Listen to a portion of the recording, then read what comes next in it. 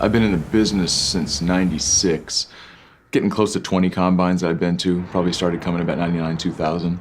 I feel like I've seen most everything, you know, good and bad, but it is pretty unusual for us to have a guy with this kind of attention on him. I don't know if you'd call it polarizing, but he certainly generated the most interest because there's a little bit of controversy, and let's face it, they like to capitalize on controversy.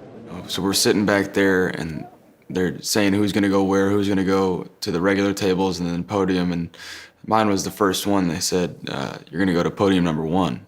And I was like, okay.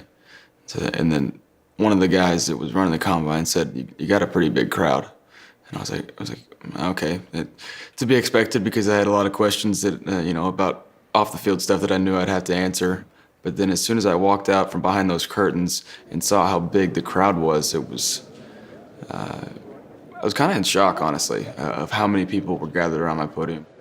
Baker Mayfield is dripping with swag. When you're talking about leading a group of men in the NFL and being inspiring from a leadership standpoint, that's what you're looking for. I don't think I'm cocky.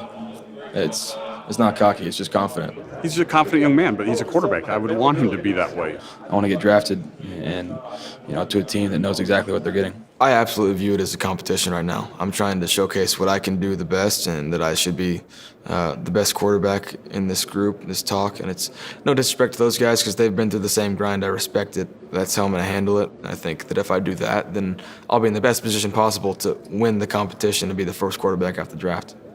If anybody's going to turn that franchise around, it'd be me.